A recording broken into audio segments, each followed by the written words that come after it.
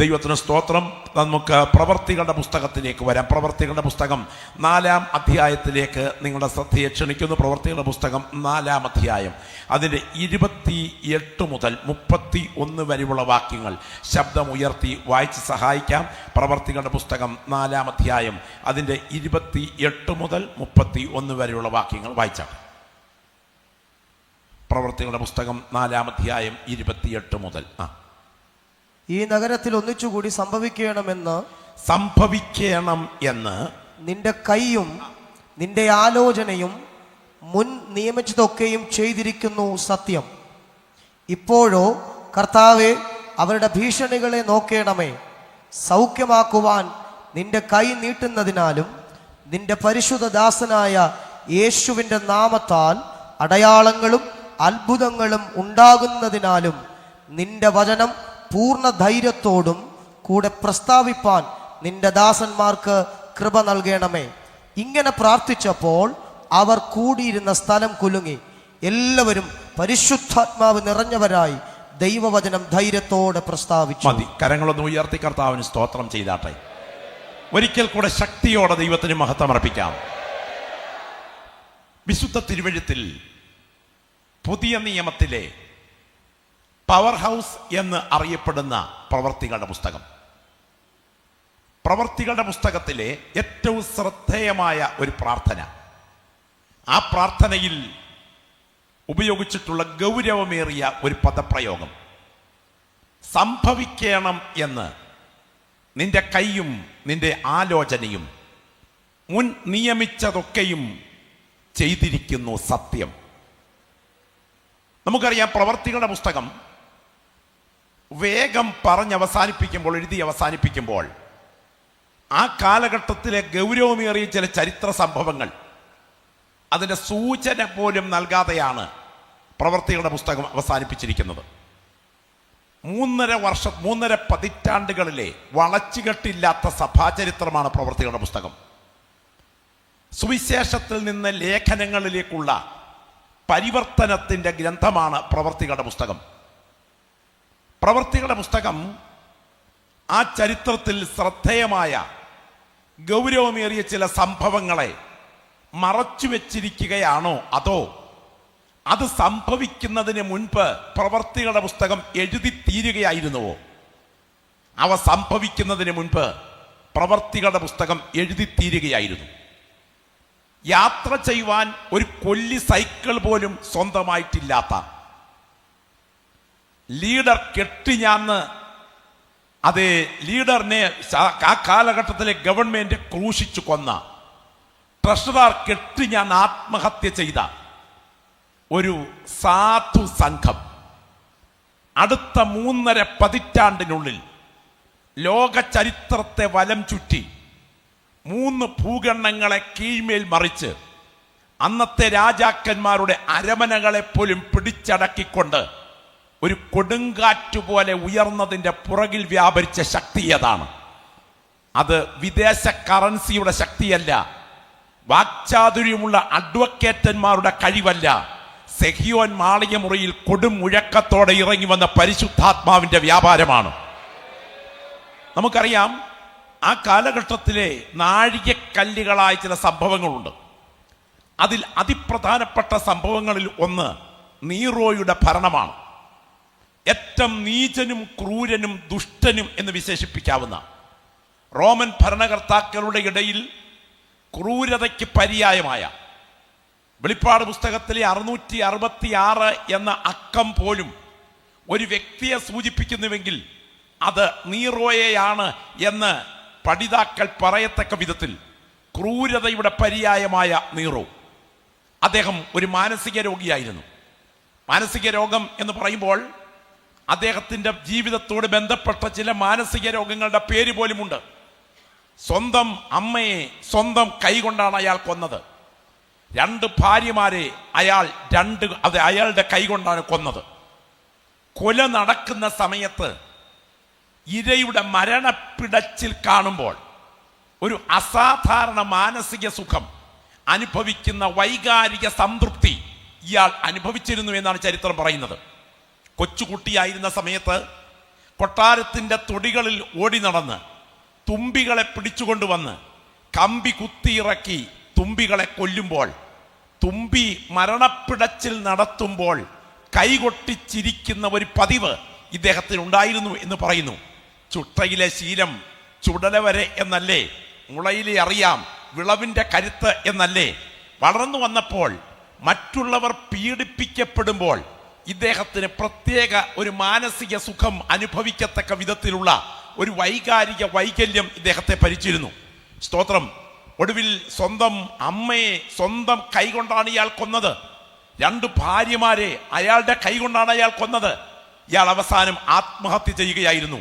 Nero ആത്മഹത്യ ചെയ്യുകയായിരുന്നു. എന്നാൽ ആ കാലഘട്ടത്തിലെ ശ്രദ്ധേയമായ ഒരു സംഭവം പത്രോസിന്റെ രക്തസാക്ഷിത്വം, പൗലോസിന്റെ രക്തസാക്ഷിത്വം ആയിരുന്നു. ഇദ്ദേഹത്തിന്റെ ആ കാലഘട്ടത്തിൽ ക്രൂരമായിട്ട് ക്രൈസ്തവരെ പീഡിപ്പിച്ചിരുന്നു. ഇന്ന് കാണുന്ന പല പീഡന നയങ്ങളും ഉയരുമ്പോൾ ഒരു വസ്തുത ഉറപ്പിച്ചു പറയാം: എൻ്റെ ദൈവം അനുവദിക്കാതെ ഒരു സുവിശേഷകന്റെ രക്തം ഒരു തുള്ളി പോലും ചിന്തില്ല. ഇതിന്റെ പുറകിൽ ദൈവത്തിന് പദ്ധതിയുണ്ട് എന്ന് തിരിച്ചറിയുന്ന ദൈവമക്കൾ കരങ്ങൾ ഉയർത്തിക്കൊണ്ട് പറയണം: ഞാൻ അനുഭവിക്കുന്ന ശോധനയുടെ പുറകിലും എൻ്റെ ദൈവത്തിന് മഹത്തായ പദ്ധതിയുണ്ട്. അടകല്ലിലേക്ക് തല കയറ്റി വെച്ച് കൂടം കൊണ്ട് തല തല്ലിപ്പൊട്ടിച്ചും, വായിലൂടെ വെള്ളം അടിച്ചു കയറ്റി ഉദരം വീർപ്പിച്ച് മലർത്തി കിടത്തി കുതിരയെ കൊണ്ട് വയറ് ചവിട്ടിപ്പൊട്ടിച്ചും, വടവൃക്ഷങ്ങളുടെ കൊമ്പുകൾ വലിച്ചടുപ്പിച്ച് കൈകാലുകൾ അതിൽ ചേർത്ത് കെട്ടി ശരീരഭാഗങ്ങൾ 2 തുണ്ടുകളാക്കി കീറി മാറ്റിയും, മുപ്പല്ലിയിൽ കുത്തി ഉയർത്തി തീക്കകത്തിട്ട് ചുട്ടുകൊന്നും, ഉദരം പിളർന്ന് കുടൽമാല പുറത്തേക്ക് വലിച്ചെടുത്ത് കുതിരയുടെ വാലിൽ കെട്ടി വലിച്ച് പറിച്ച് ശരീരത്തെ ഛിന്നഭിന്നമാക്കി നശിപ്പിച്ചും, അങ്ങനെ ക്രൂരമായ കുലയ്ക്ക് നേതൃത്വം നൽകിയ വ്യക്തിയാണ് ഈ നീറോ. നിങ്ങൾ അറിയണം, ക്രൈസ്തവരെ കൂട്ടമായി കൊല്ലുന്ന പ്രത്യേക സമയത്ത് അദ്ദേഹത്തിന്റെ കൊട്ടാരത്തിന്റെ ചുറ്റളവിലുള്ള പൂന്തോട്ടത്തിൽ നിന്ന് എല്ലാവരെയും പുറത്തിറക്കി ഗേറ്റ് ക്ലോസ് ചെയ്തതിനു ശേഷം ദൈവത്തിന് സ്തോത്രം നാട്ടി നിർത്തിയിരിക്കുന്ന ഇരുമ്പ് തൂണുകളിലേക്ക് ക്രൈസ്തവരെ മെഴുകുശീലകൾ ചുറ്റി നിർത്തി കത്തിച്ചതിന് ശേഷം വിവസ്ത്രനായി കുതിരപ്പുറത്ത് അതേ മരണം അക്ഷരാർത്ഥത്തിൽ നടന്നുകൊണ്ടിരിക്കുമ്പോൾ അവരുടെ മരണപ്പിടച്ചിൽ കണ്ട് നടുവിലൂടെ അട്ടഹസിച്ച് കുതിരപ്പുറത്ത് യാത്ര ചെയ്ത കൊടും ക്രൂരനും നീചനുമായിരുന്നു നീറോ.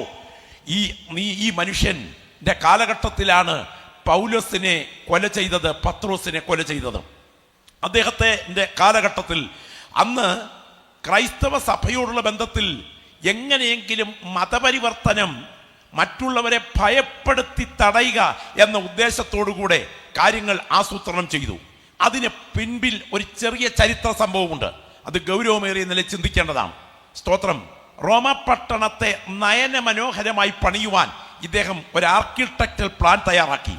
ആ പ്ലാനിന് ഒരു രൂപം അദ്ദേഹം കൊടുത്തു. പക്ഷേ സാധാരണക്കാരായ ആളുകൾ മതിൽക്കെട്ടുകൾക്കകത്ത് പാർക്കാൻ ശ്രമിക്കുന്നത് കൊണ്ട് ജനങ്ങളെ ഒഴിച്ചുവിടാൻ തയ്യാറാകാൻ ബുദ്ധിമുട്ടായി വന്നപ്പോൾ അദ്ദേഹം വിദഗ്ധമായി റോമ പട്ടണത്തിന് ഒരു പട്ടാപ്പകൽ തീ കൊടുത്തു. തീ കൊടുപ്പിച്ചു കഴിഞ്ഞപ്പോൾ റോമ പട്ടണം മാനം മുട്ട കത്തുകയാണ്. സ്ത്രീകളും കുഞ്ഞുങ്ങളും നിരപരാധികളും വെന്തുരുകുമ്പോൾ ജനക്കൂട്ടം പ്രക്ഷോഭം സംഘടിപ്പിച്ച് റോമ പട്ടണത്തിന്റെ നടുവിൽ നിന്നും നേരെ കൊട്ടാരത്തിന് നേരെ കൊടുങ്കാറ്റ് പോലെ അടുക്കുകയാണ്. അങ്ങനെ അടുക്കുന്ന സമയം നീറോയ്ക്ക് മനസ്സിലായി സംഗതി അപകടകരമാണ്. അദ്ദേഹം തൻ്റെ കിങ്കരന്മാരെ കൊണ്ട് ഒരു പ്രത്യേക കാര്യം പറഞ്ഞു പരത്തി. ഈ അഗ്നിബാധയുടെ ഉത്തരവാദികൾ ആരാണെന്നറിയാമോ? ഈ ഭൂമിയെ തീ കൊണ്ട് നശിപ്പിക്കും എന്ന് പറയുന്ന ഒരു പറ്റം ക്രൈസ്തവർ ഇവിടെയുണ്ട്. അവരാണ് ഈ അഗ്നിബാധയുടെ ഉത്തരവാദികൾ എന്ന് പറഞ്ഞു വരുത്തി. അതോടുകൂടെ ക്രൈസ്തവ വൈരാഗ്യം, വൈര്യനിര്യാതനം വ്യാപകമായി പടർന്നു. ക്രൈസ്തവരെ കണ്ണിൽ കണ്ട ഇടത്തെല്ലാം ക്രൂരമായി കൊല്ലുകയാണ്. സ്തോത്രം. അടകല്ലിലേക്ക് മുൻപേ പറഞ്ഞതുപോലെ തല കയറ്റി വെച്ച് അത് കൂടം കൊണ്ട് തല തല്ലി പൊട്ടിക്കുകയാണ്. ഏറ്റവും ക്രൂരവും നീചവുമായി ക്രൈസ്തവരെ കൊന്നുകൊണ്ടിരിക്കുന്നു. ആ സമയത്താണ് പൗലോസിനെ കർപ്പോസിന്റെ വീട്ടിൽ നിന്നും അറസ്റ്റ് ചെയ്ത് റോമിലെത്തിച്ചത്. അവസാനമായി അദ്ദേഹത്തെ ഒരു ജയിൽ മുറിക്കകത്തിട്ട്, ചരിത്ര പ്രസിദ്ധമായ മർമാട്ടിൻ ജയിൽ മുറിക്കകത്തിട്ട് ക്രൂരമായി പീഡിപ്പിക്കുകയാണ്. സ്തോത്രം. ഏതാണ്ട് ഒരു വശത്തുകൂടെ കൂലം കുത്തി പതഞ്ഞു നുരഞ്ഞൊഴുകുന്ന ടൈബർ നദി, അതിൻ്റെ പുറകിൽ ഉയർന്നിൽക്കുന്ന കരിമ്പാറ, അതിൻ്റെ താഴേക്ക് കൊത്തിയിറക്കി പണിതിരിക്കുന്ന ഒരു ഗുഹ. ആ ഗുഹയ്ക്കകത്ത് അവസാനമായി അന്ത്യചുംബനം കൊടുത്തുകൊണ്ട് പൗലോസും പത്രോസും ചുംബനം ചെയ്ത് യാത്ര പറഞ്ഞു എന്നാണ് ചരിത്രം വായിക്കുന്നത്. അത് ആ ഗുഹയുടെ മുകൾ ഭാഗത്തുകൂടെ ഒരു മനുഷ്യന്റെ കൈ ഇറങ്ങാവുന്ന ഒരു ദ്വാരമുണ്ട്. അതിലൂടെ അരിച്ചിറങ്ങുന്ന പ്രകാശധാരയ്ക്ക് അഭിമുഖമായിട്ട് തുകൽച്ചുരുൾ നിരത്തി വെച്ചാണ് അവസാന കത്തുകൾ കുറിക്കുന്നത്. ഈ ഗുഹയ്ക്കകത്ത് നിന്നാണ് അന്തിമമായി പത്രോസ് ക്രൂശിക്കപ്പെടുവാൻ, തലകീഴായി ക്രൂശിക്കപ്പെടുവാൻ യാത്ര ചെയ്തത്. പൗലോസ് അവിടെ അവസാനമായി മരണത്തെ അഭിമുഖീകരിക്കുകയാണ്. നിങ്ങൾ ശ്രദ്ധിക്കണം, അതിഭീകരമായിരുന്നു ആ മരണരംഗം. സ്തോത്രം. ഞാൻ വിശ്വസിക്കുന്നത് താൻ മരണത്തിന്റെ തൊട്ടു മുൻപ് മരണസമയം മനസ്സിലാക്കി. തൻ്റെ മരണം സാധാരണ മരണമല്ല. തൻ്റെ മരണം തൻ്റെ കഴുത്തു മുറിക്കുന്ന ചോര, മുറിക്കാൻ ഉപയോഗിച്ച പീഠത്തിന്റെ ചുവട്ടിലേക്ക് വഴിഞ്ഞൊഴുകത്തക്ക വിധത്തിലുള്ള ഒരു മരണമാണ് എന്ന് മനസ്സിലാക്കിക്കൊണ്ട് തൻ്റെ മരണത്തെ പാനീയയാഗബലി എന്ന് താൻ വിശേഷിപ്പിച്ചു. നിങ്ങൾ ശ്രദ്ധിക്കണം, ആ മരണം സാധാരണ മരണമല്ല, അതൊരു യാത്രയുടെ അവസാനമായിരിക്കും എന്ന് തനിക്ക് വ്യക്തമായി ബോധ്യമായിരുന്നു. സ്തോത്രം. ഈ സമയത്ത് ഈ കർത്തൃദാസൻ ആ ഗുഹയ്ക്കകത്ത്, ആ അകത്ത് കയറിയിരിക്കാവുന്ന ഒരു ഭാഗത്തേക്ക് കയറിയിരുന്ന് തൻ്റെ കയ്യിലെ തുകൽച്ചുരുൾ ഒന്ന് നിരത്തി വെച്ചിട്ട് ഒരു പരാജിതനെ പോലെ തല താഴ്ത്തിയല്ല, ഒരു ജയാളിയെ പോലെ തല ഉയർത്തി പിടിച്ചുകൊണ്ട് ആത്മാവിൽ കുറിക്കുന്ന വാക്കുകൾ എൻ്റെ മുൻപിലിരിക്കുന്ന ദൈവമക്കൾ ശ്രദ്ധിക്കണം. ഞാൻ ആരെ വിശ്വസിച്ചിരിക്കുന്നു എന്ന് ഞാൻ അറിയുന്നു, അവൻ എൻ്റെ ഉപനിധി, ആ ദിവസം വരെ സൂക്ഷിപ്പാൻ ശക്തൻ എന്ന് ഞാൻ ഉറച്ചുമിരിക്കുന്നു. ഞാൻ നല്ല പോർ പൊരുതി, ഓട്ടം തികച്ചു, വിശ്വാസം കാത്തു. ഇനിയും നീതിയുടെ കിരീടം എനിക്കായി വെച്ചിരിക്കുന്നു. എനിക്ക് മാത്രമല്ല, അവന്റെ പ്രത്യക്ഷതയിൽ പ്രിയം വച്ച ഏവർക്കും കൂടെ. മകനെ തിമത്തിയോസേ, ശീതകാലത്തിന് മുൻപേ വരുവാൻ ഉത്സാഹിക്ക. നീ പോരുമ്പോൾ പുതപ്പും പുസ്തകങ്ങളും വിശേഷാൽ ചർമ്മ ലിഖിതങ്ങളും കൂടെ കൊണ്ടുപോരുക. ഞാൻ ഇന്ന് രാത്രി ഈ വചനം കേൾക്കുന്ന ദൈവമക്കളോട് ചോദിക്കട്ടെ, ആധുനിക ആത്മീയതയുടെ അസാധാരണ സ്ഫോടകാത്മകമായ അനുഭവങ്ങൾ പങ്കുവച്ച് നമ്മളിൽ പലരെയും വൈകാരികതയിൽ എത്തിക്കുന്നത് പോലെ ഒരു അത്ഭുതം അവിടെ വിടുതലനായി സംഭവിച്ചില്ല. എന്നാൽ കഴുത്ത് വെച്ചു കൊടുക്കേണ്ടി വന്നിട്ടും വിശ്വാസം നഷ്ടപ്പെട്ടത് കളയാതെ നിത്യ തീരത്തെത്താൻ ആ കർത്തൃദാസന്റെ ഉള്ളിൽ വ്യാപരിച്ച ദൈവശക്തി ഇന്ന് രാത്രി ഇവിടെ ഇരിക്കുന്ന നമ്മുടെ അകത്ത് ജ്വലിക്കുന്ന രാത്രിയാകട്ടെ. ആത്മാവിൽ ആരാധിക്കുന്ന ദൈവമക്കളെ, 6 അടി മണ്ണിൽ നീറിയൊടുങ്ങുന്ന ഭൗതിക നേട്ടങ്ങളെ പർവ്വതീകരിച്ചിട്ട് അത് വിടുതലായി ചിത്രീകരിക്കുന്നവർക്ക് നടുവിൽ ഞാൻ അനുഭവിക്കുന്ന പരിശോധനയുടെ പുറകിൽ ഞാൻ സേവിക്കുന്ന എൻ്റെ കർത്താവിന്റെ കരം എനിക്ക് അനുകൂലമായി ചലിക്കുന്നുവെന്നും, ഇസഹാക്കിന്റെ അന്ധതയുടെ പുറകിൽ ഒരു കരം ചലിച്ചെങ്കിൽ, എസ്തേറിന്റെ അനാഥത്വത്തിന്റെ പുറകിൽ ഒരു കരം ചലിച്ചെങ്കിൽ, രൂത്തിന്റെ കുടുംബ തകർച്ചയുടെ പുറകിൽ ഒരു കരം ചലിച്ചെങ്കിൽ, ഇയ്യോബിന്റെ പരിശോധനയുടെ പുറകിൽ ഒരു കരം ചലിച്ചെങ്കിൽ, എന്റെ യേശുവിന്റെ ക്രൂശിന്റെ പുറകിൽ ഒരു കരം ചലിച്ചെങ്കിൽ, ഇന്ന് രാത്രി ഞാൻ കടന്നു പോകുന്ന വിഷയത്തിന്റെ പുറകിലും ഞാൻ സേവിക്കുന്ന എന്റെ കർത്താവിന്റെ കരം എന്റെ പിൻപിൽ ചലിക്കുന്നുണ്ടെന്നും, അവൻ അറിയാതെ എന്റെ ജീവിതത്തിൽ ഒന്നും സംഭവിക്കയില്ലെന്നും അകത്ത് ബോധ്യമുള്ള ദൈവമക്കൾ ഇരിക്കുന്ന ഇരിപ്പിൽ ശബ്ദമുയർത്തി പറയണം. നിനക്ക് വിരോധമായി ഉണ്ടാക്കുന്ന ഒരായുധവും ഫലപ്പെടുകയില്ല. നിനക്ക് വിപരീതമായി എഴുന്നേൽക്കുന്ന എല്ലാ നാവിനെയും നീ കുറ്റം വിധിക്കും. എന്റെ മണ്ണല്ല എന്റെ ലക്ഷ്യം, നിത്യതയാണ് എന്റെ ലക്ഷ്യമെങ്കിൽ എന്റെ ആയുസ്സിനെ കുറിച്ചുള്ള ദൈവത്തിന്റെ പദ്ധതി തകർക്കാൻ ഒരു ശക്തിക്കും കഴിയുകയില്ല. ഞാൻ ഇന്ന് രാത്രി ചോദിക്കട്ടെ, ഈ കർത്തൃദാസന് പുതപ്പ് പുതയ്ക്കാൻ ഭാഗ്യം കിട്ടിയോ? ഇല്ലെന്നേ. പുതപ്പ് പുതയ്ക്കാൻ ഭാഗ്യം കിട്ടിയില്ല. സ്തോത്രം. അത് ആ കത്തങ്ങെത്തുന്നതിന് മുൻപ് വിധി നടന്നു കഴിഞ്ഞു. നിങ്ങൾ അറിയണം, എൻ്റെ മുൻപിലിരിക്കുന്ന ദൈവമക്കൾ തിരിച്ചറിയണം, ഈ വചനം കേട്ടുകൊണ്ടിരിക്കുമ്പോൾ ഞാൻ അനുഭവിക്കുന്ന പരിശോധനകളെല്ലാം അന്ധകാരത്തിന്റെ ബന്ധനമാണെന്നും അത് മുഴുവൻ ലൂസിഫറിന്റെ കെട്ടാണെന്നും അത് അടുത്ത വീട്ടിലെ വരത്തുപോക്കാണെന്നും അത് കുടിയിരിക്കുന്ന ശക്തികളുടെ ആവാഹമാണെന്നും വിളിച്ചു പറഞ്ഞ ആളുകളെ വെരുട്ടുന്ന അനേക തലമുറ ശുശ്രൂഷകൾക്ക് നടുവിൽ ഞാൻ അനുഭവിക്കുന്ന പരിശോധനകളുടെ പുറകിൽ ഞാൻ ആരാധിക്കുന്ന എൻ്റെ ദൈവത്തിന്റെ കരം ചലിക്കുന്നെന്നും ഈ ശോധനയ്ക്കകത്ത് നിന്ന് എന്നെ ജയത്തോടെ പുറത്തു കൊണ്ടുവരുവാൻ ആ കരം ബലത്തോടെ ഉയർന്നു നിൽക്കുന്നെന്നും ആത്മാവിൽ ബോധ്യമുള്ള ദൈവമക്കൾ ഇരിക്കുന്ന ഇരിപ്പിൽ വിളിച്ചു പറയണം, ഞാൻ അനുഭവിക്കുന്ന ശോധനയ്ക്ക് പുറകിൽ എൻ്റെ ദൈവത്തിന്റെ കരം ചലിക്കുന്നു. മണ്ണല്ല എൻ്റെ ദൈവത്തിന്റെ പദ്ധതി, നിത്യതയാണ് എൻ്റെ ദൈവത്തിന്റെ പദ്ധതി എങ്കിൽ എന്നെ തകർക്കാൻ അവിടുന്ന് വിട്ടുകൊടുക്കില്ല. രക്തത്താൽ ജയം ഉറപ്പ് പ്രാപിച്ച എത്ര ദൈവമക്കൾ ഇന്ന് രാത്രി ഇവിടെ ഇരിപ്പുണ്ട്. ഞാൻ ചോദിക്കുന്നു, പുതപ്പ് പുതയ്ക്കാൻ ഭാഗ്യം കിട്ടിയോ? ഈ കത്ത് ഈ ദൈവദാസന്റെ തിമത്തിയോസിന്റെ അടുക്കലെത്തിയപ്പോഴേക്കും സമയം പോയി. അദ്ദേഹം പുതപ്പും പുസ്തകങ്ങളും ചർമ്മലിഖിതങ്ങളും വാരിക്കെട്ടി ഒരു കെട്ടാക്കി മുള്ളും മുരടും മലയും ചവിട്ടി താണ്ടി റോമിലെത്തി. അവിടങ്ങളിൽ തിരക്കി. തിമത്തിയോസ് തിരക്കുകയാണ്, പൗലോസ് എന്ന ഒരുവനെ അറിയുമോ? അവർക്കാർക്കും അറിയില്ല. ഇടയിൽ ഒരു സഹതടവുകാരനെ കണ്ടു. അദ്ദേഹം ചോദിച്ചു, നിന്റെ പേരാണോ തിമത്തിയോസ്? അതെ, എൻ്റെ പേരാ തിമത്തിയോസ്. നിന്റെ ആത്മീക പിതാവായിരുന്നു, നിന്റെ സ്പിരിച്വൽ ഫാദർ ആയിരുന്നു പൗലോസ്? അതെ, പൗലോസ് എന്റെ ആത്മീക പിതാവായിരുന്നു. നിന്നെ ഓർത്തെന്നും പ്രാർത്ഥിക്കുന്നത് ഞങ്ങൾക്ക് കേൾക്കാമായിരുന്നു. എൻ്റെ മകൻ തിമത്തിയോസ് വരും, അവൻ വരാതിരിക്കില്ല എന്ന് ഇടയ്ക്കിടയ്ക്ക് പറയുമായിരുന്നു. എന്നാൽ ഒരു ദുഃഖ സത്യം നീ അറിയണം, ഇന്നലെ രാവിലെ അദ്ദേഹത്തിന്റെ ശിരച്ഛേദം ഓസ്ട്രിയയ്ക്ക് തിരിയുന്ന രാജവീതിയിൽ വെച്ച് ജനക്കൂട്ടത്തെ സാക്ഷിയാക്കി നിർവഹിച്ചു കഴിഞ്ഞു. ഇത് കേട്ട സമയം കയ്യിലെ കെട്ടു തെറിച്ചു.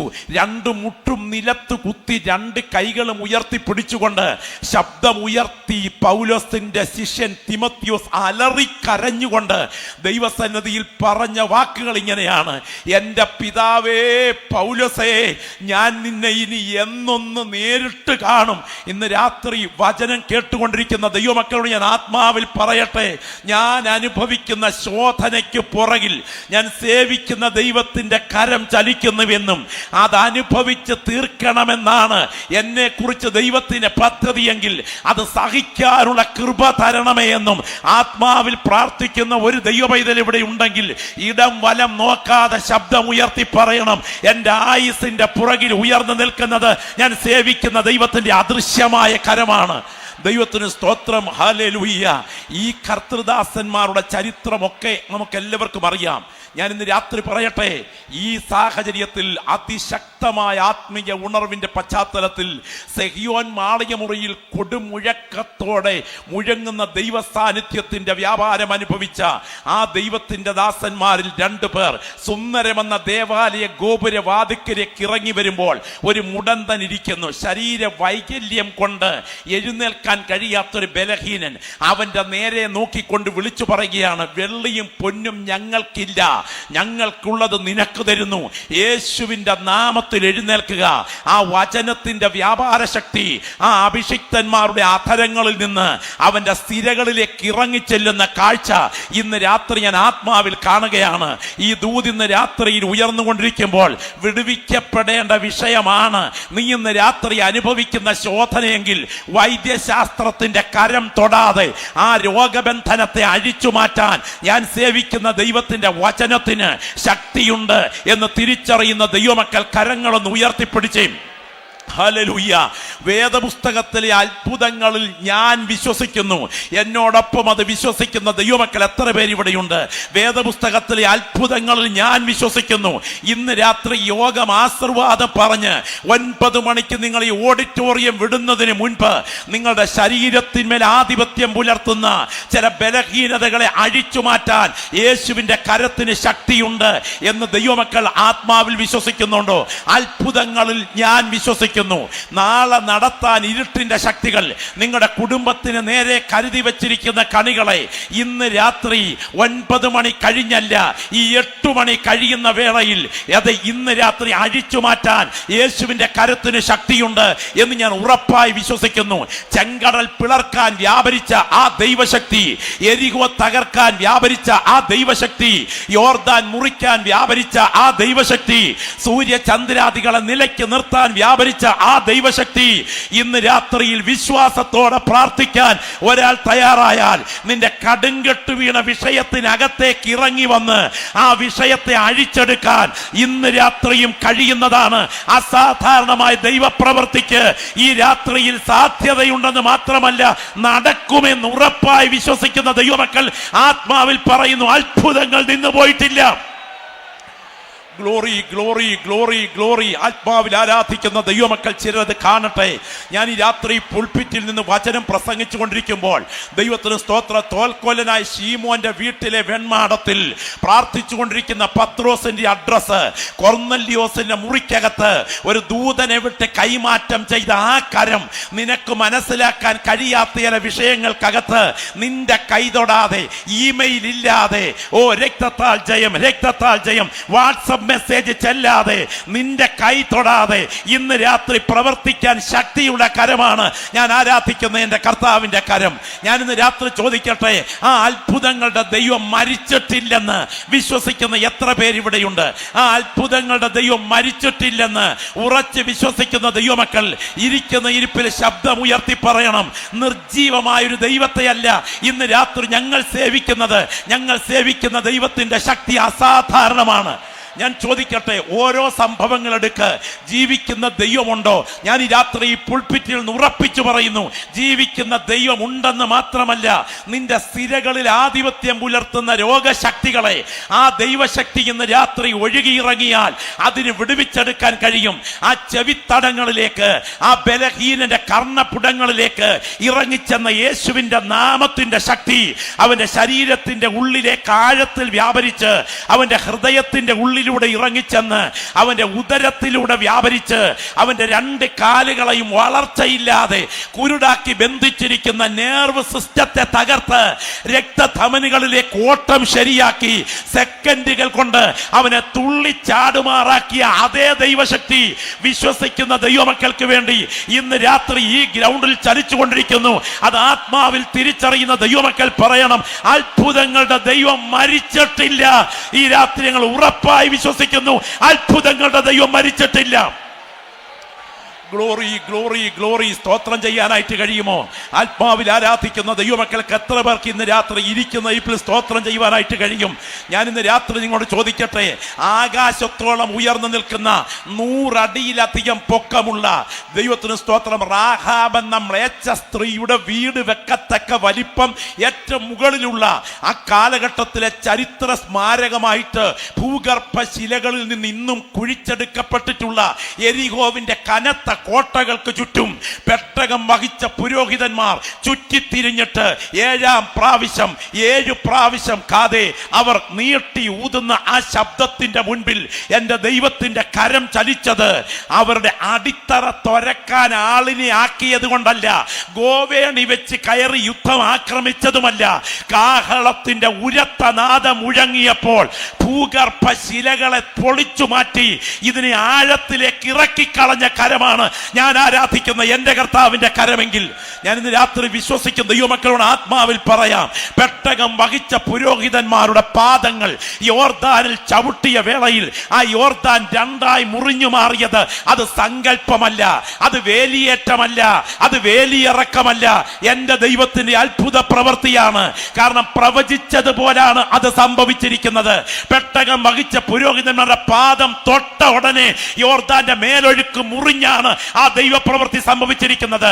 ആദാർ പട്ടണം വഴി വെള്ളം വാർന്നു പോകത്തക്ക വിധത്തിൽ 30 ലക്ഷം അക്കരെ കടക്കത്തക്ക വിധത്തിൽ ഈ ഒഴുക്കിനെ ദൈവം മുറിച്ചു നിർത്തുക തന്നെ ചെയ്തു.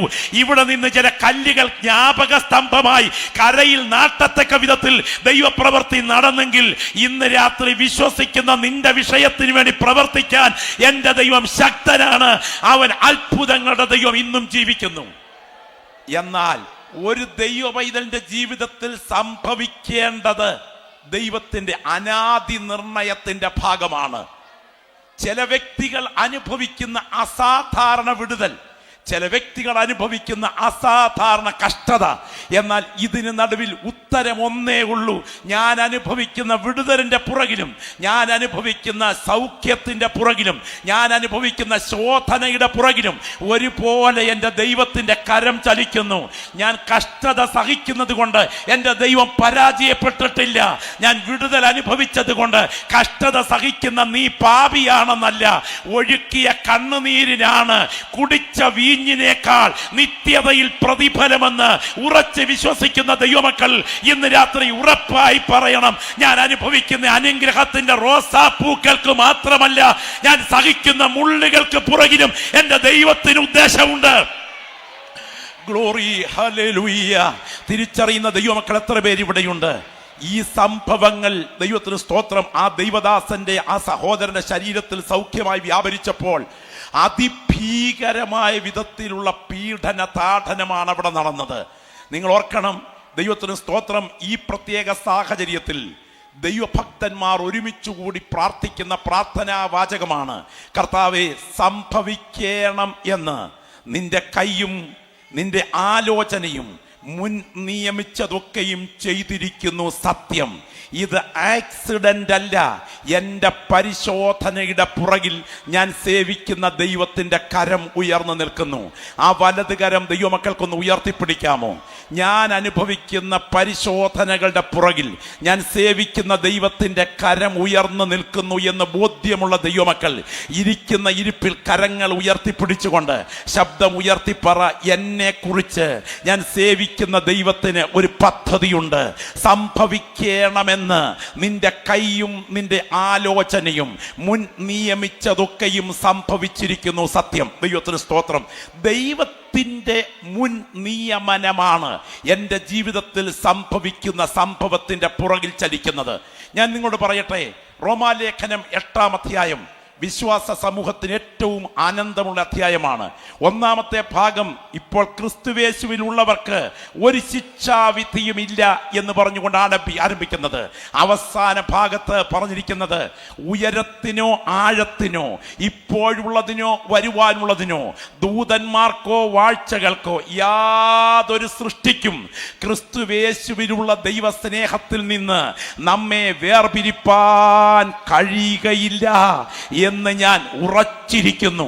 ഇന്ന് രാത്രി ആ ബോധ്യം അകത്ത് തിളയ്ക്കുന്ന ഒരു ദൈവപൈതൽ ഇവിടെ ഉണ്ടെങ്കിൽ ആത്മാവിൽ ഉറപ്പായി പറയണം, ഞാൻ അനുഭവിക്കുന്ന പരിശോധനയുടെ പുറകിൽ ഞാൻ സേവിക്കുന്ന ദൈവത്തിന്റെ കരം ചലിക്കുന്നു. കാരണം നിന്നെ സമൃദ്ധിയിൽ ആറാടിപ്പിച്ച് പറുദീസ വിട്ട് നിത്യ നരകത്തിൽ എത്തിക്കുകയല്ല ദൈവത്തിന്റെ പദ്ധതി.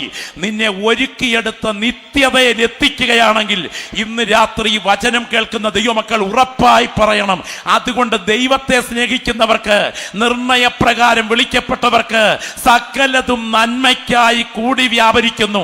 ഞാൻ ഇന്ന് രാത്രി ചോദിക്കുന്നു, സകലതും നന്മയ്ക്കെന്ന് ഈ പുസ്തകം പറയുന്നില്ല, നന്മയ്ക്കായി കൂടി വ്യാപരിക്കുന്നു എന്ന് മാത്രമേ ഈ പുസ്തകം പറയുന്നുള്ളൂ.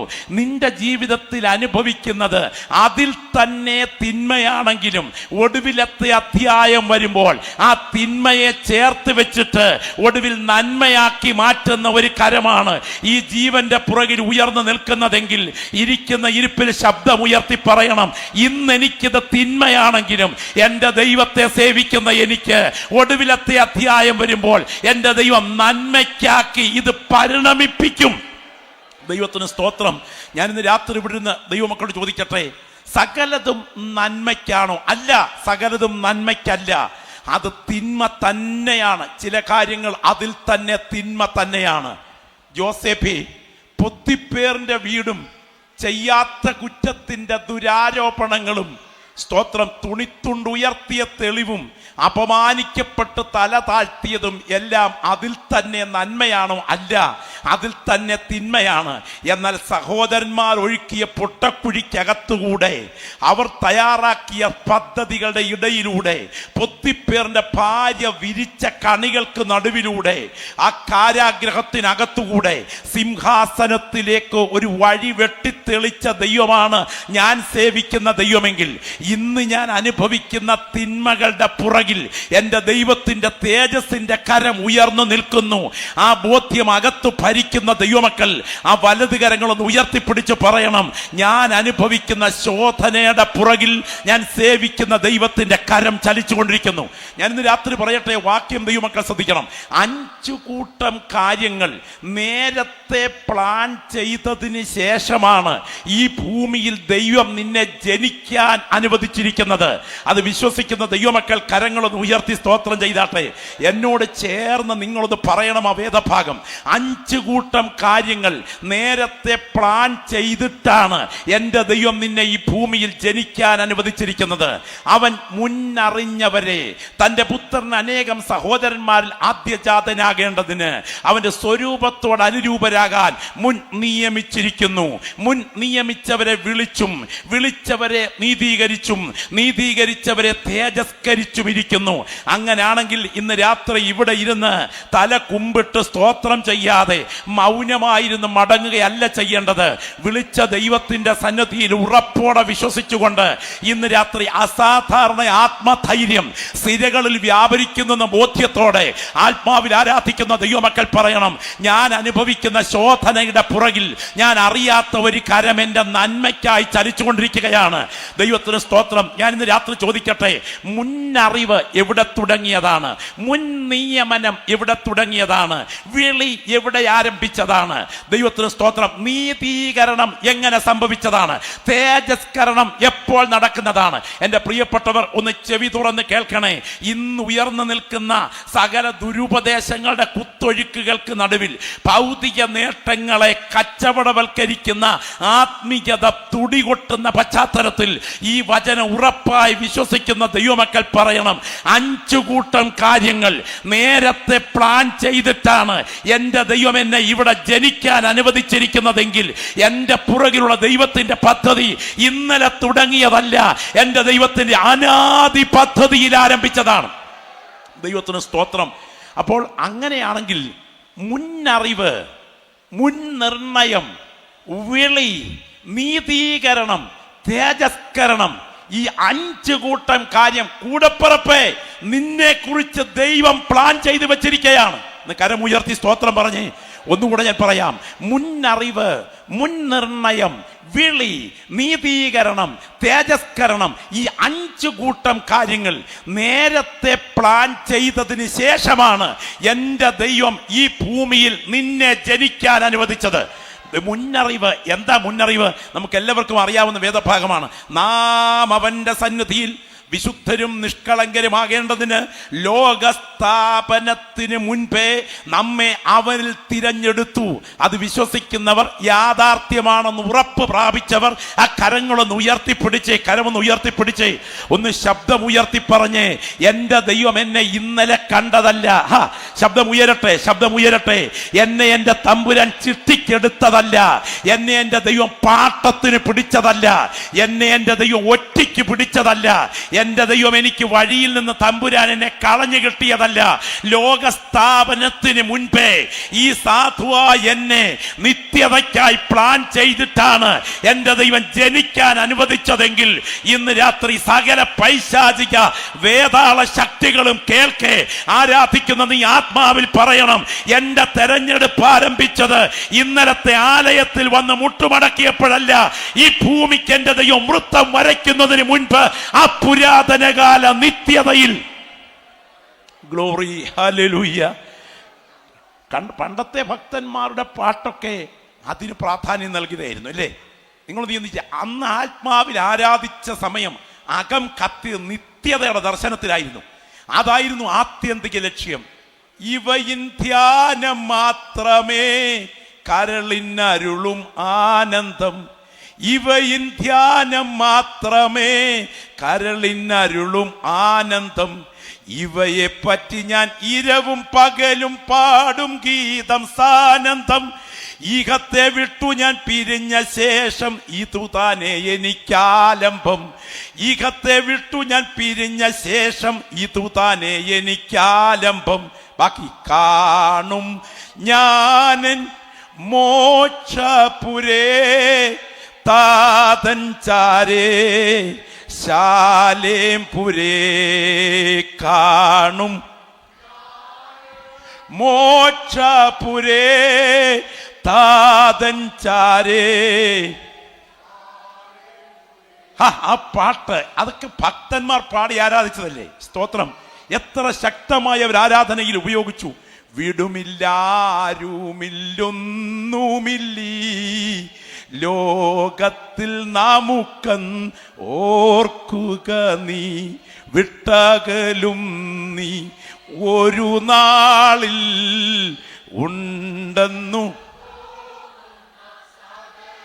ആ കരമൊന്ന് ഉയർത്തിപ്പാടാമോ? ക്രിസ്തന്റെ കാഹളം ഊതും ധ്വനി കേൾക്കുമോ? വിശ്രമവാസത്തിൽ ആകുമോ നാം?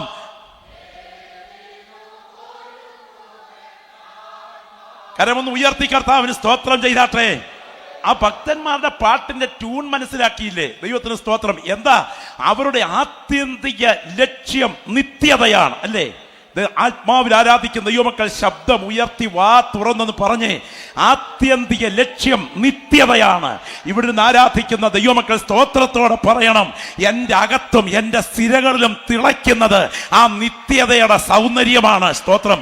ലോക സുഖ സൗകര്യങ്ങൾ ആകുന്ന പ്രതാപങ്ങൾ മോടിയോടു കൂടി എന്നെ മാടി വിളിച്ചാൽ, ലോക സുഖ സൗകര്യങ്ങൾ. ഗ്ലോറി. ഞാനിന്ന് രാത്രി പറയട്ടെ, ശരിക്കും ആത്മലോകത്തിന് സംഭവിച്ചിരിക്കുന്ന ഏറ്റവും വലിയ അപകടാവസ്ഥ എന്താണെന്ന് ചോദിച്ചാൽ, ഏറ്റവും വലിയ അപകടാവസ്ഥ, നമുക്ക് താളം കൊണ്ട് പാട്ടിന്റെ ജീവൻ നഷ്ടപ്പെട്ടു പോയി. അത് വലിയൊരു അപകടമാണ്. ഭക്തന്മാർ പാടിയ ഈ പാട്ടുകളും നമ്മുടെ ജീവിതാനുഭവവും തമ്മിൽ ഇന്ന് യാഥാർത്ഥ്യത്തിൽ ഒരു ബന്ധവുമില്ല. കാരണം ആവർത്തിക്കുന്ന ഏത് കാര്യത്തെയും ഉപബോധ മനസ്സ് ഏറ്റെടുക്കും. ഉപബോധ മനസ്സ് ഏറ്റെടുത്താൽ ബോധപൂർവമുള്ള യാതൊന്നും ആവശ്യമില്ല. ഉപബോധ മനസ്സിന്റെ നിയന്ത്രണത്തിലായിരിക്കും അത്. ആദ്യമായി ഡ്രൈവിംഗ് പഠിച്ച രംഗം ഓർമ്മയുണ്ടോ? സ്റ്റിയറിങ് അങ്ങോട്ട് കയ്യിൽ കിട്ടിയ ആദ്യത്തെ സമയം, സീറ്റിലോട്ട് കയറിയിരുന്ന് സ്റ്റാർട്ട് ചെയ്ത് ആ സമയം കണ്ണ് നേരെ താക്കോൽ പഴുതിൻ്റെ അവിടെ ചെന്ന് കഴിഞ്ഞു. പിന്നെ ബ്രേക്ക് ചെയ്യാനോ ആക്സിലേറ്റർ എടുക്കാനോ ക്ലച്ച് എടുക്കാനോ ഒക്കെ ആ കാലയിലോട്ട് ഓടി നടന്നു കണ്ണ്. പിന്നെ ഗിയർ ചേഞ്ച് ചെയ്യുമ്പോൾ കണ്ണ് അവിടെ എത്തിക്കഴിഞ്ഞു. മുൻപിൽ പോയി, പുറകിൽ പോയി, താഴെ പോയി, മുൻപിൽ പോയി. അങ്ങനെ വളരെ ശ്രദ്ധിച്ചായിരുന്നു ആദ്യം വണ്ടി ഓടിച്ചത്.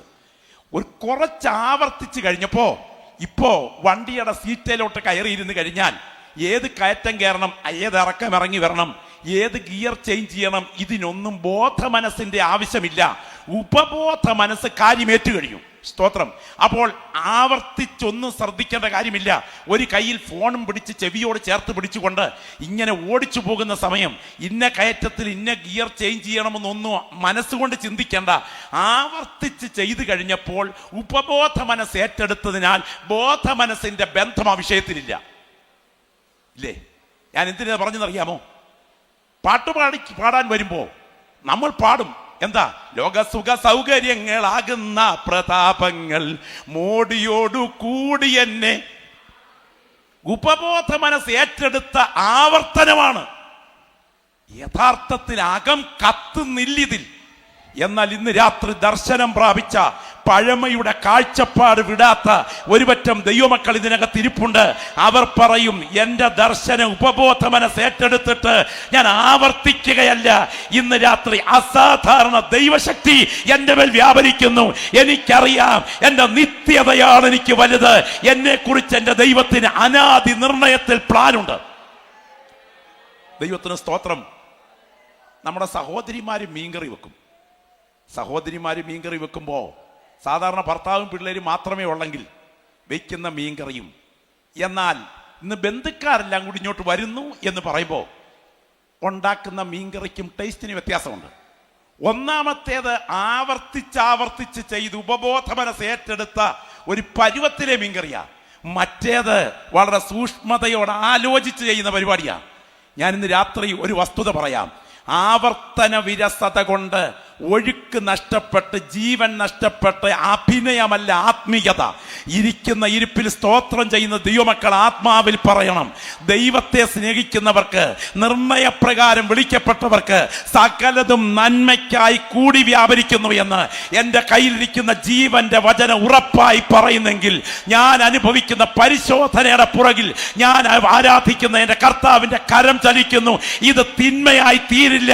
ഒടുവിൽ എൻ്റെ ദൈവം ഇത് നന്മയ്ക്കായി പരിണമിപ്പിക്കും. അതിൽ തന്നെ പലതും തിന്മ തന്നെയാ പ്രിയരെ, അതിൽ തന്നെ തിന്മയാ.